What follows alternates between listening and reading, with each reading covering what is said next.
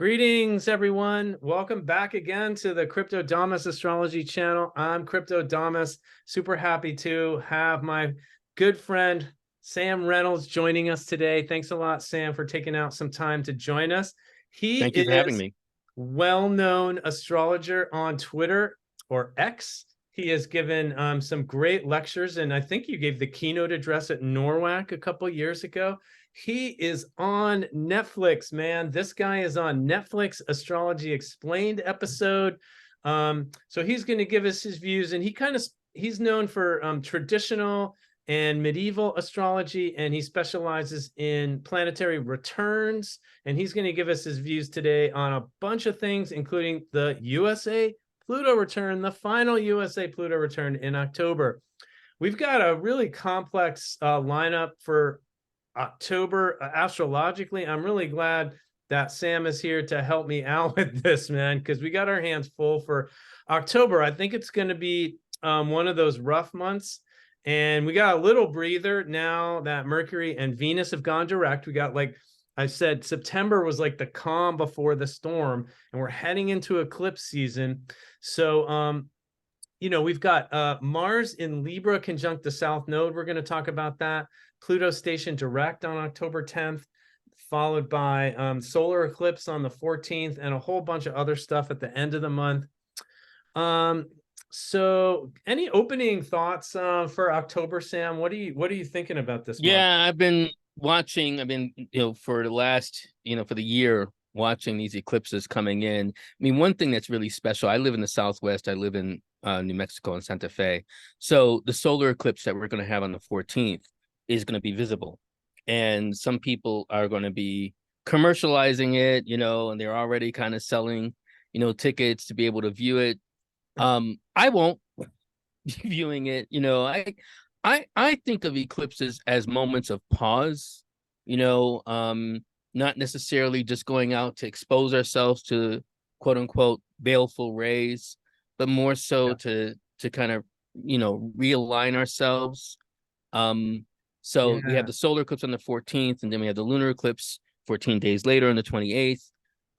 So I think this is kind of this is kind of like a shifting point. And we're already seeing some elements of that, as we're, as September is finished and we're going into October, deeper into October, we have the death of Dianne Feinstein, and then we have this massive flooding in New York, in the New York area. I mean, so there's a lot of different things that are really, I grew up in New York City, and I never saw anything like that in my 25 years when I lived there. So really unusual conditions for New York City. Yeah, there's a shifting, right? I mean, we're talking about more immediate things for October, and then I think eclipses, by the way, going back to that, take 1 to 3 months to manifest, roughly, in terms of how we might look at it in our personal lives. But sometimes they can even happen, some things can happen before, as that we're starting to see. And one thing I think in terms of like slowing things down beyond just this quick moment is, we're seeing a shift related to the coasts. So Seattle's getting drier and hotter, whereas New York is getting wetter and colder, right? Or that the Northeast corridor. And I think this should be a wake-up call for our nation. And they got that hit by that wildfire smoke this summer. That was the East Coast hadn't really had to deal with that. Right. Yeah. They got a little, New York got a little bit of, they had orange, cloudy skies for a good balance of it. Well, not a good balance of the summer, but they had it for, at least a week or so. And I lived in New York and the New York area for 20 years. Okay. Yeah, me too. Yeah. So, I mean, it was home, but I left. I left anticipating some of these things. People ask, like, well, why did you move to the desert? I wanted to be in the desert, but I'm also like, maybe I'm like a little like Sarah Connor, into the desert. Terminator reference. Okay. Well, that's a good point about the eclipses. I've often said, you're already feeling the next month's eclipses. You just don't know it yet. So they the energy is really building up to them, and then you've got that kind of climax that punches you in the face, and then you're like recovering from it as it's separating. And it is a process that takes, I think, a couple months to play out. So I Correct. totally I agree agree. with you. And this will be, I believe, the first the will this be the first eclipse in Libra? I'm trying to think. Back to the No, I thought, well, in Libra, yes, it is. yeah, I believe it in is. 9 years. First Yeah. South Node eclipse in 18 years, and the first there was the North Node eclipses were 9 years on the 18-year, 9 and 18-year cycle. So Well, this is an well, energy shift yes, yes, because it's an yes. eclipse in a new sign. There's two cycles to always consider with eclipses, right? There's the Saros cycle, which is what I think you're referencing in terms of 2005, because we had one in October. And so this is a parallel. In fact, it's the same part of the same Saros cycle. Okay. I believe it's South 7, as you might using Bernadette Brady's description, which we can go more into. Okay. But in terms of the lunation and the eclipse, it also harks back to 19 years, going to the Metonic cycle. So if you look roughly, and I have my ephemeris here, if you look at, let's see here, October, this is really unbelievable. October 14th, 2004, we had the solar eclipse at 21 Libra. And then the 28th, we have the lunar eclipse at 5 Taurus. So it matches it exactly. Oh, wow. To the exact degree. Interesting. So the thing that we probably should talk more about. And what year was that? This is 2004. So the Metonic cycle will have the exact, well, not exact, but near exact, related to a degree or so, related to the actual position of the sun and moon. Whereas the Saros cycle, belonging to a family of eclipses, will hark back along that 18-year cycle that you're talking about. So that will be more so October of 2005. And I believe that was October, for those who are curious about things like that, it was October 3rd. I was right. That was the Saros cycle and it was a solar eclipse that we're talking about. And dealing with, which was in Libra. So yeah, we can get into. I'm curious to hear more because you're the financial guy. What we might have been dealing with in 2004, 2005, if you have anything that kind of stands out for you. I'm just going to pull up some astrology software. That's a good question. So I actually didn't go back and look at that. So you caught me there. But before we get into the eclipses, I just want to I'm going to throw up my Luna astrology software here. Cool, yeah. For a second, and I want to just go. Well, first of all, today we had that Venus was squaring Uranus, and certainly we got a surprise freak storm, as you pointed out, for New York, and as you said, there may be other factors as well, and then we got the surprise news that the Senator Dianne Feinstein had died. Venus, she was the longest serving woman in the Senate. So a sudden, unexpected death. And that can happen with the outer planet hard aspects. But I'm going to kick into October here. So the first thing, something I've been talking a lot about in my subscriber updates and on Twitter, is this aspect here of Mars conjunct the South Node in Libra. Now, this is, I think, the first kind of major, aspect of October, and it's actually a pretty rare alignment. You wouldn't, Mars is in Libra every 2.5 years, and Mars conjuncts the South Node about every 2.5 years. However, you haven't had Mars conjunct the South Node in Libra since October 1987. So it's actually a pretty rare alignment, and Mars is in detriment in the sign of Libra. And when it's afflicted by the South Node, or K2, or the tail of the dragon, that this is a kind of a special thing. When a planet is debilitated and conjunct the South Node, it's like temporarily in a super weakened state, in my view. And what happened? Well, Mars represents confidence. What happened in 1987 was one of the most famous stock market crashes of all time. And I'm just going to throw that one up there for a sec. It was the Black Friday. Hold on, I gotta find this page. Sorry, Black Monday. And it was one of the biggest stock market crashes of the 20th century. And it kind of happened out of the blue. This is from my September subscriber report. And the week of October 5th, Mars in Libra approached an exact conjunction to the South Node on October 12th. And the sell-offs turned into a historic crash by the 19th. And the S&P 500 lost 32% over the following 10 weeks. Talk about a loss of confidence. Okay. This was a devastating market crash of that time period. And of course, the market eventually did recover. Now, the question is, is that going to happen again? Well, this government shutdown scenario, I think, also relates to this Mars and Libra conjunct the South Node. Mars is about like getting it done. Mars is about achieving your goals. And the government cannot get anything done. These guys can't even pass a budget. People are losing confidence. There's just a loss of confidence. And I think this is not just obviously Mars and Libra on the South Node. This maybe plays into the final USA Pluto return as well, showing this political dysfunction, and our system it's just not working anymore. We had the greatest democracy in the world. Okay, maybe that wasn't actually totally true, but now this is kind of a clown show. So let me just go back to my Luna, and then whoops, no, that's not the right one. Sometimes this is a little bit glitchy. So let me go back to Luna. So I think that you might be finding yourself a bit paralyzed in some ways, harder to move forward towards your goals. You might feel a loss of confidence. These are all issues I think are kind of suggested here with this Mars in Libra conjunct the South Node. And the South Node often can bring up difficult unresolved issues from the past, karmic debts that need to be paid. Well, the US government is over $30 trillion in debt. So these are just some issues I think are coming up. And what are your thoughts on this, Sam?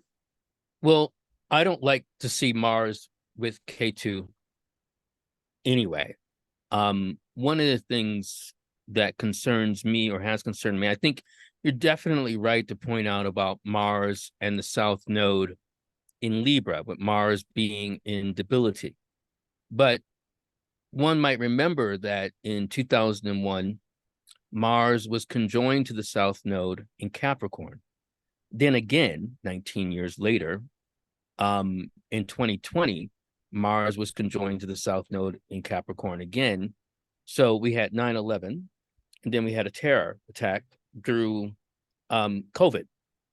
So when Mars gets to the South Node, you're absolutely right to point out the challenge related to confidence, and it being its own kind of horror show.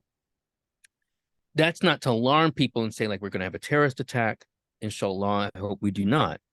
But it is, on a more personal level, because this is where we all have to grapple with things.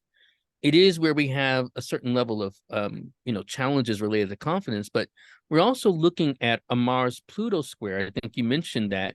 And we're looking at Pluto being at the South Bending. And so with Pluto being at the South Bending, Mars being squared to that, it is, in fact, a challenge of will. It is a challenge of how we're able to assert ourselves, which is one of the things we're dealing with as this challenge between, the actual nodal axis. I call each of the nodes, I see the lunar nodes, just to be specific, I call them a circuit. And so Aries and Libra, I look at as the circuit of interdependence. So we have to kind of balance courage with consideration. And then on top of that, squaring that to Pluto, we're dealing with our deeper resources. We're dealing with how we have our sovereignty. I don't mean just a country sovereignty, which we definitely can get into that, but even like you mentioned, personal sovereignty. So it's going to be like, how do we assert ourselves when we're faced with a challenge, right? Do you come out full bore? Do you use some measure of diplomacy? It's kind of adding the right touch of salt, right? The right touch of how you are going to deal with conflict. Hmm. Yeah, and that's interesting because because Libra also is a sign of compromise, diplomacy, Hmm. negotiation, taking the other person's views into account, and we're not seeing any of that in the U.S. government situation. The U.S. government shutdown that's looming. The deadline is tomorrow night at midnight, right? So I think like Libra also is kind of, the the the all the really good qualities of Libra are somehow weakened by this aspect. We're not, we're not seeing any really negotiations or compromise. And this may be showing up. I'm using the government shutdown almost as an illustration of what's going on, but this could be showing up in many different ways. And as you pointed out, and I want to just point this out, just astrological, just the sort of the aspects is that on the 8th, Mars is going to square Pluto, which is making that final USA Pluto return. And then 2 days later on the 10th, that's when Pluto will station direct. So that's Right. also quite interesting. So there's a You lot think of it'll be a breakthrough? ways. You think there might be a breakthrough then? No, I Okay. don't. I think that Mars Pluto, and now I could be wrong here, but this is interesting because let me go back and look here. The debt ceiling crisis that was back in June, I believe Mars was opposing Pluto at that time. I'm off about a couple weeks here, but what we saw at that time was that excuse me, let me get that right about here. So it was at the end of May, and we had that debt ceiling. We had that same kind of energy. The far right House Republicans were balking at raising the debt ceiling, even though they've done it 50 times under Republican and Democratic presidents. They were using it, they were using it as political to score political points. That was Mars opposing Pluto. So here we are a couple of months later, and we're kind of back in the same situation. Now, at that time, I was able to correctly predict that that would be easily resolved because Jupiter Saturn sextile. We knew moderation, wisdom is going to prevail. There's going to be wealth and economic prosperity, and June was a fantastic month. The debt ceiling was resolved. Now, what's fascinating is in this case, it's kind of the opposite. There's no moderating influence. All we see really is, eclipses tend to bring out the extremes. That's true. Mars squaring Pluto is like we're going to war over this, is what I'm seeing. And I think these far right Republicans, it's like 10 guys. I think that they're going to make a stand here to shut this thing down. And I think it's kind of scary. This Mars square Pluto, that's a war, that's a conflict, that's a battle aspect. And yeah, so I don't see any compromise. And then as the 10th, that you get, well, on the 9th, actually, there's an important thing too, which is Venus is going to be in fall and immediately opposes Saturn upon entering Virgo. Also, not a great aspect for compromise and negotiation either. And then the next day, the USA Pluto returns. So we were talking a bit about the USA Pluto return, and Sam really specializes in planetary return cycles. So let's talk a little. Let's dig a little bit deeper into that. I don't see a lot of astrologers talking about this final USA Pluto return. And just one thing I want to say is the USA Pluto return was mainly in effect in 2022. Okay, where Pluto was crisscrossing the 27th degree about three times, and we saw the 40-year high inflation. We saw the Federal Reserve raising interest rates at the fastest clip they have in 20 years. We saw stocks and crypto collapse, even bond market collapse. There was nowhere to hide. So it was a terrible year for financial markets. It was a very hard year for the US economy.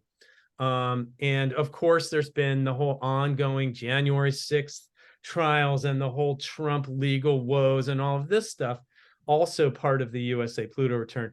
So then now we're coming back, and this is the final one. It's the culmination of the USA Pluto return. So let's dig a little deeper into that. What are you seeing? So Yeah. Well, I'm sorry. Let me finish. Let me have you finish your question. Sorry. Oh, I would say, yeah. What are you seeing? What are you seeing with this? How do you think this culmination, this final one, is gonna play out? So we have to hark back to what we were dealing with at not the return, but when Pluto was at 27 degrees Capricorn in 1776, right? And what were some of the things that we're dealing with? We generally say sovereignty, right? The United States, well, it wasn't the United States, but the American colonists wanted more sovereignty, related to particularly unresolved, well, then, now we can see them as unresolved, but particular issues related to expansion, because many American colonists wanted to expand more west, which the British Empire said no, as per the French Indian War and the compromise of it. And so that was one particular element of it. Also related to aspects of enslavement and how people were treated, especially people who were enslaved Africans, and indentured servitude. And then also in terms of the quartering acts and all the different aspects of what the military could do, meaning the British military could do to regular citizenry. So now some of these issues are surfacing because I don't think we dealt with them well enough at the time or during the last 250 years. So I think among the things we're dealing with is, what constitutes an American? Who is American? How can they be American? This is something that was a topic of discussion even for the most recent GOP debate, right? So the immigration crisis. Yeah, the immigration crisis, and even more so, like, well, who becomes an American? Like, even we have Vivek Ramaswamy, who said, like, he wants to get rid of that aspect of citizenship for someone who, if you're born in the United States, born to an illegal immigrant, you're not automatically a citizen, right? That's something that would go away, in terms of DACA, all these particular things. Then we're dealing also in terms of, we're going to see a push, I think, more so related into, native lands or particular issues. Some of that we saw from 2016 to 2020. We're going to see a little more of that kind of surfacing. And then, yeah, in terms of, our economic security, and Pluto always involves power plays when we're talking about sovereignty. And you mentioned about the far right. What's interesting, what I wanted you to do, and I didn't do this before our talk, be curious to look at when Kevin McCarthy was, elected as head of the House. I wonder where Pluto and Mars were in relation to each other at that particular point, because I think at that point, well, you can go back and take a look at okay, that here. Yeah, I'm trying to remember the actual that was date. like the first week of January, I believe. Yeah, right? yeah, it was January. So Mars was just coming out of retrograde. So Mars was connected to Mars Pluto was on by the USA Uranus, actually. Oh, okay. Yeah, Mars was connected broadly to Pluto by contra Antiscia. So if we go back, that first week, yeah.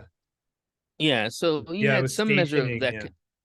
Mars was Stationing. yeah, on the USA Uranus at 8 degrees, yeah. And why I'm mentioning that is the far Yeah. right, those 10 folks holding out wanted to crush McCarthy, right? They really wanted to really, sideline him, and they didn't want him to be it because they want to, achieve power. And they do represent a fraction or a faction of the United States in that sense. Sure. And what that may signify, and what I think we all have to be alerted to, because I think those on the left and those who are moderate, between the left and the right, tend to dismiss them.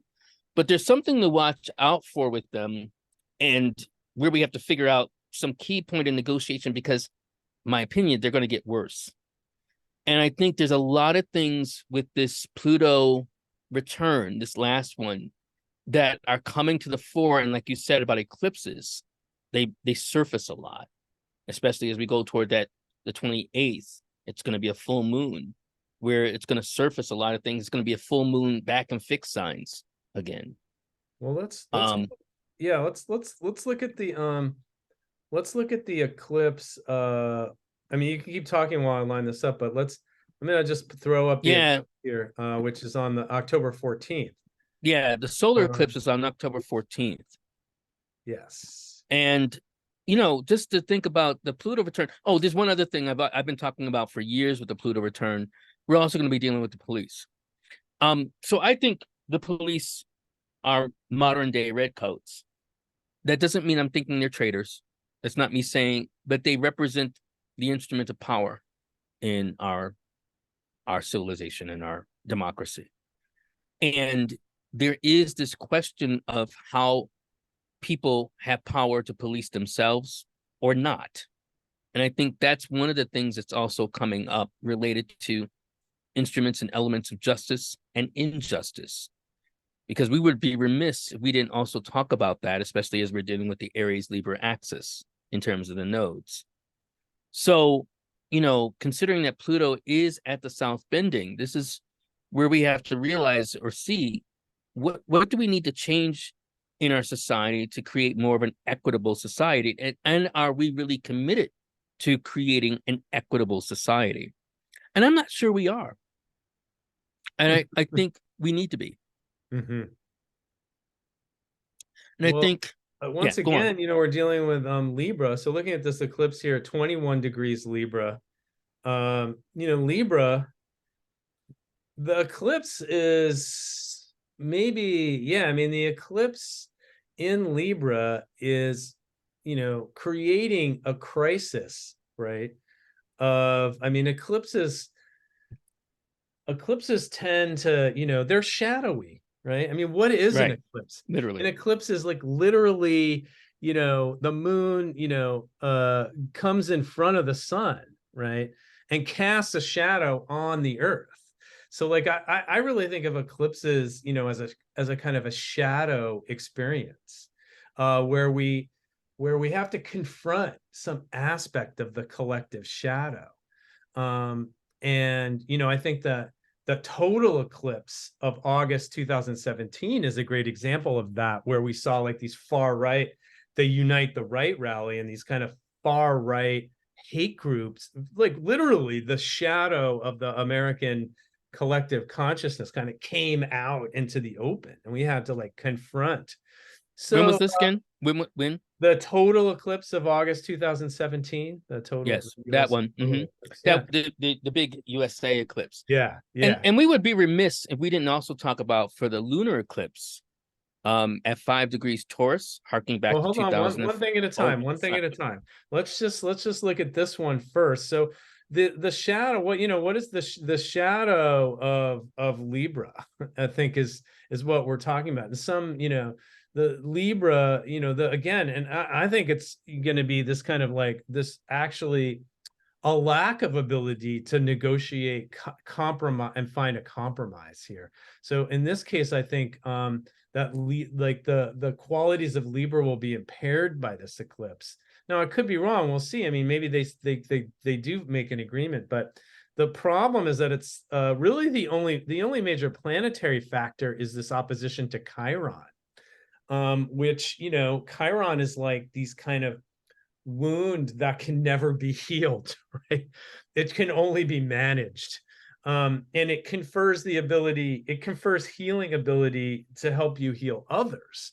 But for yourself personally, it's kind of a confrontation with wounds that really can't be healed. This is Chiron is a difficult planetary energy to work with here. And the eclipse itself is actually widely square the USA Pluto returns. So I think this could be a difficult one. Well, I agree with you, but I have a different math that I apply related to it. In terms of the net sum or the net, I agree that we are dealing with an impasse, but I think the impasse may, in short order, maybe within that month, maybe not at that time, but within that month or even early November, come to pass. But I don't think it has a band-aid. It has a bandage rather than an actual healing. Sure. And I think that's kind of what we've been seeing. Yeah. As you know, whether we're going back to January with that, the election for the House Speaker, or whether we come back to now, there's something that isn't dealt with. Now, I do look at Chiron as how we engage futility, similar to what you're saying, but also how we are challenged to deal with our learned helplessness, and how we can get beyond that helplessness. And we might need some measure of divine intervention, like Chiron himself got. Or there's some other way that we find the resolution. Now, there's some, and even then, it's always temporary. We can't say it's always a band-aid, but it's some way in which we kind of get around it. Some of it can be through healing others. But Chiron itself, I mean, if we're talking about the actual mythological figure, didn't find any kind of respite until like he was cast into the stars, by Zeus. So I think, going back to also the Pluto return, if America isn't ready to deal with its profound commission of how we achieve sovereignty in the world for regular citizenry, then it's also going to keep missing the mark. And I don't know if our political officials are really thinking about you and me, Robert. Yes. Yeah. A couple other things I wanted to just throw out there for this eclipse. Well, Chiron also, has a really strong theme that comes up sometimes of betrayal, because he was shot by his friend Hercules. Mm-hmm. So we could see themes of betrayal coming up on this eclipse. A couple other problematic features of the eclipse. Now, first of all, I want to say that I think this eclipse is difficult, but I don't think it's like last year's eclipses, which were, conjunct like Uranus and squaring Saturn. And last year's eclipses were especially difficult. So while this eclipse may be challenging, I think it's an order of magnitude less so than last year's eclipses. However, the sun in Libra. Stop for a second. Why do you think that is? That's interesting to me. I don't know if I agree or disagree, but I am interested in why. Well, I'll tell you why. Because there's no overarching planetary cycle like we had last year of the Saturn-Uranus square. Fair. Number one. Okay. Which was a very difficult, especially for financial markets. It's almost like the preeminent planetary cycle for market manias and crashes is the Saturn-Uranus hard aspects. 2000, 2008, and 2022 all saw pretty spectacular crashes in the financial markets. So speaking specifically for financial markets, and the eclipses were like plugged in. I found those eclipses that were conjunct Uranus. Man, I did not like that energy. Okay, Uranus is already chaotic enough without having to put an eclipse right on it. So sure. I think, thank God that cycle is over and won't happen for a while. So that's one reason why I think the main aspect really right now configuration is the Jupiter-Saturn sextile, which of course is it's out of orb temporarily here, and that's one of the reasons why we may have a crisis also. But it does come back together in December, January, and February again, and I think there is light at the end of the tunnel. There's no Pluto-Saturn conjunction. There's no Uranus-Saturn square. There's no Saturn-Neptune conjunction, which is coming in 2025 and 2026. So relatively speaking, I think this is, this year is okay. I got you. Mm-hmm. Yeah.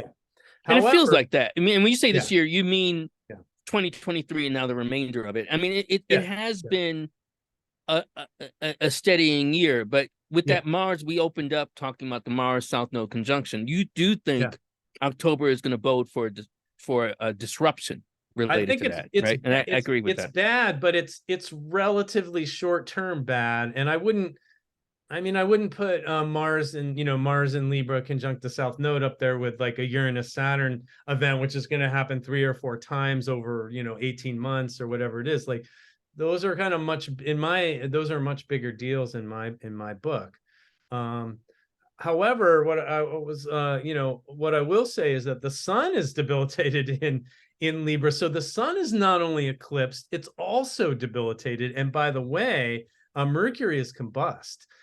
So that doesn't really bode well either for any kind of negotiation or compromise here. And I mean, I'm kind of, I'm talking a lot about the US government stuff because of the USA Pluto return, but these will show up in interpersonal relationships probably a lot with all of this Libra, with all of this Libra stuff.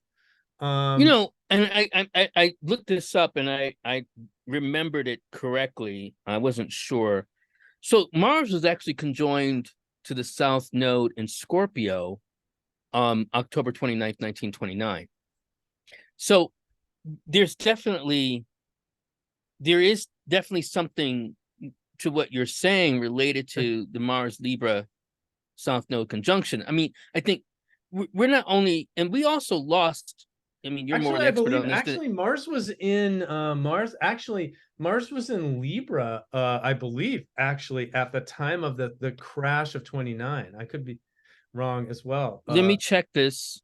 No, it was 16 Scorpio. I think it was 16 Scorpio. Yeah, it's October 29th, that? 1929. Okay. Yeah, all right. So the crash, though, actually the market, if you go back and look at it, it started selling already a month before. But that's right. The crash. Now there was that. I've actually studied that. There was a couple other factors there that I would say were that eclipse. You had Chiron actually was involved as well. Interestingly enough, Chiron was on the North Node in Taurus on that one, and you had the Neptune ingress out of the speculative frenzy sign of Leo into the much more conservative sign of Virgo. I think that happened just a few months before, and that was actually right around the peak of the stock market bubble. So yeah, there was some other factors there for 29, but I do want to go back, in the time we have. I want to go back to this intransigence that you're talking about with the government, because one thing I was going to mention too, we lost a credit rating. That's what I was going to say. You've had more of a, yes. So go on. Thanks for bringing that up, because actually that was in my September. That was also in my September report. Let me see if I can find that one again. But oh, here we go. Okay, so whoops, no, it gave me my Luna. This thing is a little glitchy. Okay, I gotta do that, and then I gotta go back here. See, that's really interesting because I actually warned my subscribers. And by the way, you can check out my website at www.astrocryptoreport.com, and it has all my subscription services. We talked about a lot of this stuff. I talked about Mars and Libra conjunct the South Node, and I talked about the final USA Pluto return, and I said I did mention that could spark a credit downgrade. Okay. Yes. And that which we got, the Fitch ratings agency did downgrade the U.S. credit on the debt ceiling paralysis. Right. Said the U.S. government is dysfunctional and no longer reliable. Now, Moody's, another ratings agency, just came out last week and said, we're going to downgrade the U.S. if this thing doesn't get resolved. If they shut down the government. So the stakes are a lot higher. A lot of people may be asking, why are you guys talking about this so much? Why does it matter? It matters for a lot of reasons. A lot of people aren't going to get paychecks. People on food stamps aren't going to be able to eat. People who rely on government services are going to be left out in the cold. Even just people want to go to national parks aren't going to be able to. So this is going to create a lot of chaos and a U.S. credit downgrade. This is what we're worried about for the financial markets next week. And that brings me to another thing that I wanted to point out. So hang on one second here. Let's I'm just with you. let's get this. I'm gonna just actually take a look at the stock market for a second, because a lot of my viewers are interested in financial astrology. Right. And we look at the S&P 500. This is kind of interesting. The weekly chart, Sam, I don't know if you pay a lot of attention to this stuff, but this is actually what we call a classic textbook bullish retest. So the market has actually been down for 4 weeks in a row. And it did close the fourth week in the red this week, even though it was a bit flat today. Now it went back to about 4280, which is the previous kind of what we call a resistance area. And when you see a market go back and stop at this old resistance area, if it turns it into a support level and then rebounds, it's actually extremely bullish. Now, the question is what's going to happen next week on a government shutdown with a possible credit downgrade?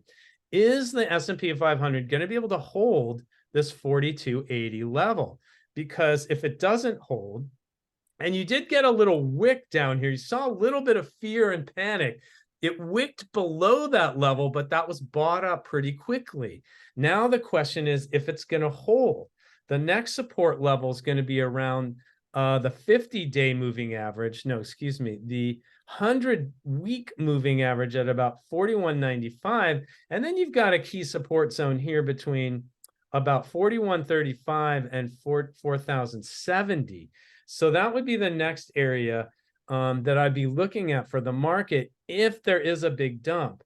And it could even go all the way down to 3,900, which is the 200-week moving average. And that hasn't been tested since the bear market low of October 2022. So we're already, Mars in Libra conjunct the South Node hasn't even hit yet. And we've already seen 4 weeks straight of selling. This is one of the longest sell-offs of all of 2023. In fact, we have to go back to actually December 2022 to see 4 weeks. 2 weeks consecutively.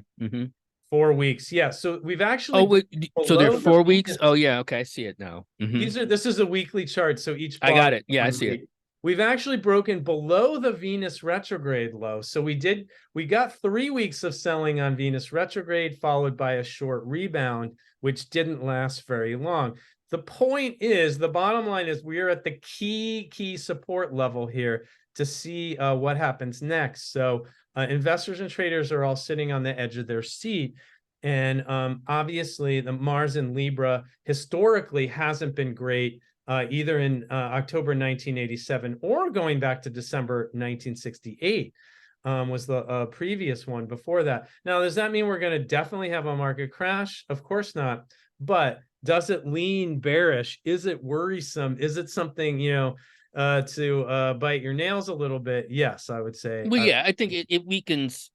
There's a little more concern because I do have to go shortly. I mean, I guess we should get to the 1028 eclipse. Okay. Let's go to the 1028 eclipse. Yeah. One of the things I feel like we would be remiss if we didn't mention, and I'll let you get to that, because for your viewers and anyone and that one's, as you said, going to be at 5. Yeah. Now a lot of my followers, I do a lot for cryptocurrencies. How Bitcoin responds in a market crisis is always very hard to say. In the March banking crisis, actually Bitcoin did quite well. So that one's a little bit harder to predict.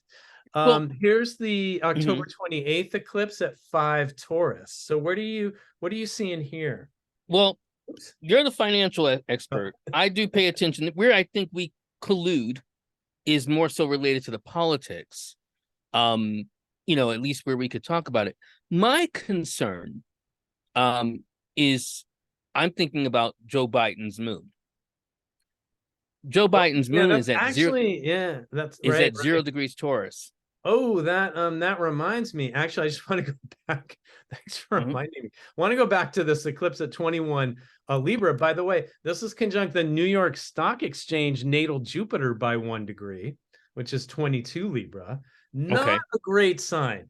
Not a great sign. Also, Vladimir Putin has several planets in Libra at around that point. We I think, right? I mean, do we have an accurate year for Putin? We I know his believe we do. I have been researching this, Sam, and I know good. Okay. there's a lot of questions about his chart.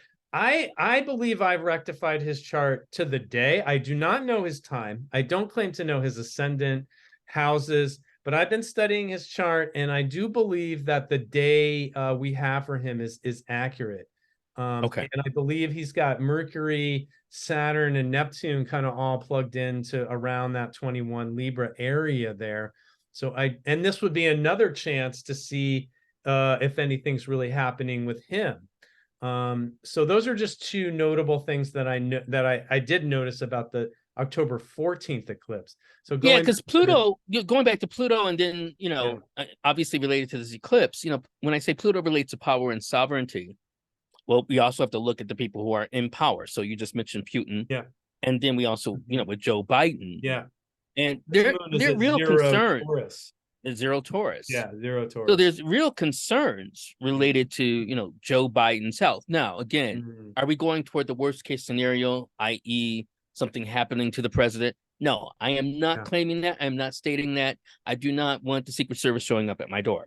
But what I would say, is that we have to be watchful related to his health, watchful related to his strength. I think these are things that we definitely should be attentive to.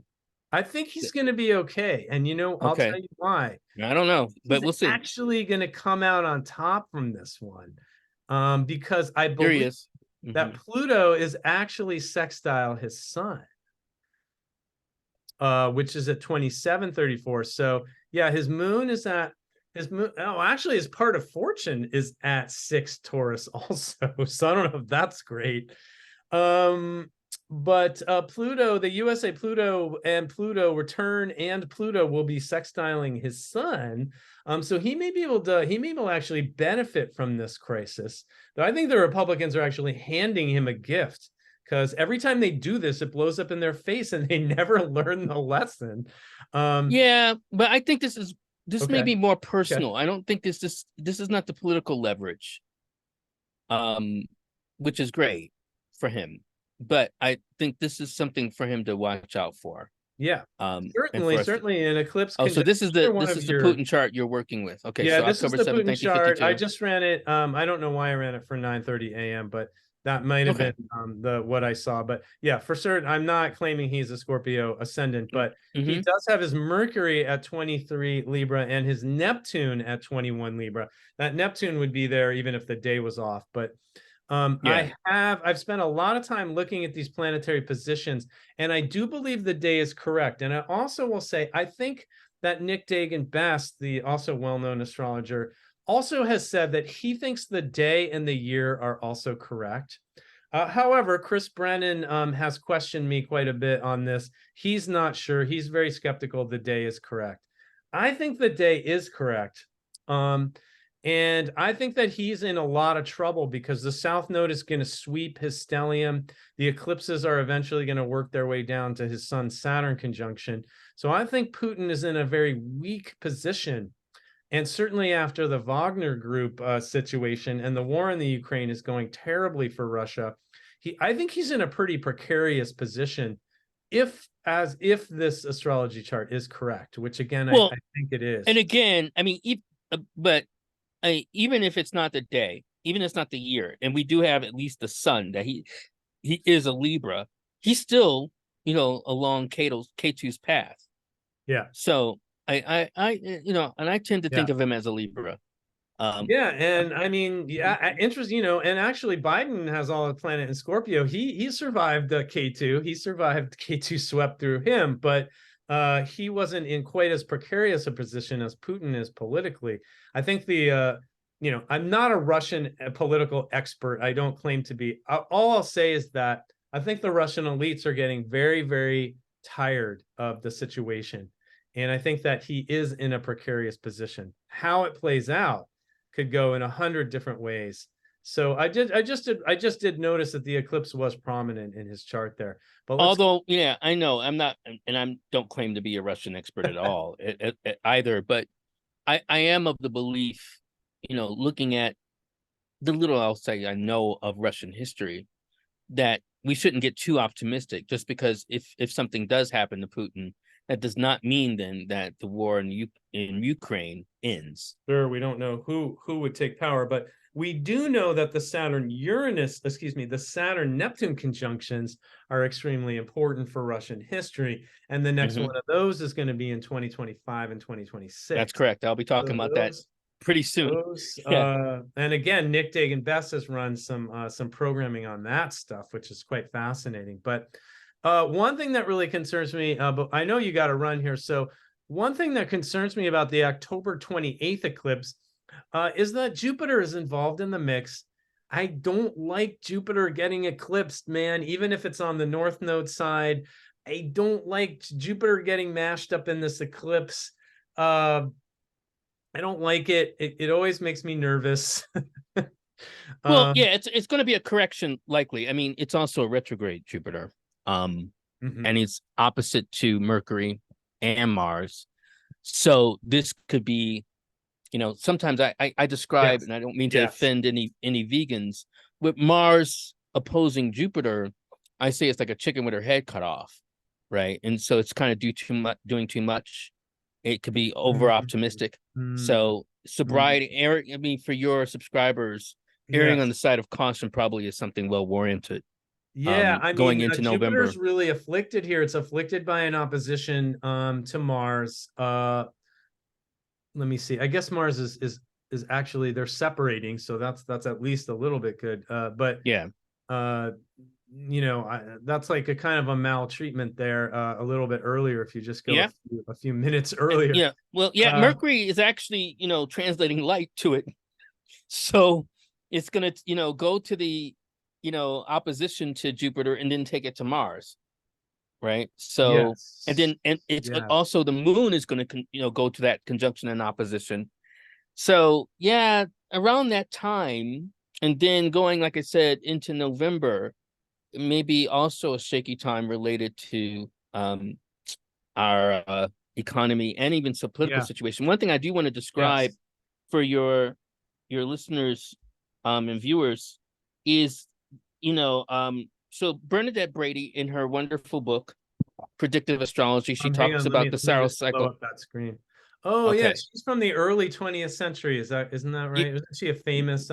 no, she's from the mid to late 20th century, now 21st as well. Okay. Bernadette Oh, Brady, wait, she's Australian. I'm thinking of somebody else. I'm thinking of. Okay, sorry, my It's mistake. okay. But so this Saros cycle that we're talking about, which like you mentioned, in 18-year increments that happens, not like the Metonic cycle. She describes, just so people have a sense of it, and Saros cycles are families of eclipses Hmm, starting from a particular point. So hmm. this one started from the South Pole, June 22nd, 1248. So it goes over hundreds of years. And she describes this one because it happened in, with the sun moon conjunction in Cancer. The immense power, anger, and force of the Mars square Pluto is channeled, and that was from that particular eclipse in 1248, is channeled into this family eclipses via the trine. The individual experiencing this series will find that huge obstacles will suddenly and easily clear, or on the negative side, a pending potential crisis will suddenly manifest and move through his or her life very rapidly. Either way, the individual will feel that everything is moving at great speed. Hmm, So, this okay. is not going to be like you were saying from the beginning, it's not an easygoing shift. So I think folks stay alert. Well, That's what this we'll is the say. last eclipse in Taurus. It's not conjunct Uranus, thank God. But it is conjunct Jupiter. Mm-hmm. And as we know, now you might think, oh, Jupiter, the greater benefic, that would be helpful. And maybe there will be some of that, but Jupiter can also like exaggerate the problem and kind of blow Correct. things up out of proportion. And Jupiter will be afflicted by the eclipse itself and also by that opposition to Mars. So this is shaping up pretty challenging. Yeah. However, I think that things get better after this eclipse. I think Yeah, and I was gonna say, so not to leave people concerned, like with that great speed, right? It goes toward a resolution. That's why I think there is going to be a resolution toward the end of October into November related to the crisis. I don't think we avert it, but even still, I think still we're going to be dealing with, a band-aid, a bandage. We have more systemic issues to deal with, but I'll leave that for your November guests. I mean, and there's one positive in October. It's that Venus trine to Jupiter on the 21st, and then you've got a Sun Saturn trine on the 24th. I think that is a possibility, a window of opportunity for some kind of a compromise or a resolution. If we don't get a compromise there, then we might have to wait until Venus goes into Libra to get that compromise, and that's already kind of going into the beginning of November. There's a nice Moon Venus conjunction. The Moon Venus conjunction in October will be opposing Saturn, so that's not going to be as good as it usually is. That's usually one of the great highlights of the month. You're in November now, but do you mean to do that? Because I just want to give people something positive. I want to end on a positive note. Oh, but you're going back. You're okay. I'm saying I like this Moon Venus conjunction on November 9th. I like Venus going into Libra on the, whatever it is, on the 8th or the 9th. And then the moon immediately goes and conjuncts Venus with dignity in Libra. So hopefully that would be a real bright spot to look forward to. And if there's no resolution before that, that could be where we see the political crisis. Absolutely. Resolved. Yeah, I think between late October into early November, we're going to see some measure of a resolution. Ideally, it would be lovely to be wrong and see it sooner, but you and I both feel like that's probably not going to happen. I mean, unfortunately, I do have to go. Okay. I have another. Do you have any classes or anything that you so I want to let people know how they can reach me at unlockastrology.com. I'm going to have a beginner's class that's starting October 22nd. And maybe some other classes starting, but that is the certain one. So if people want to start studying astrology from more both a synchronization or a syncretization of traditional and modern, they should study with me. That is awesome, man. And yeah, go ahead and check out Sam's website.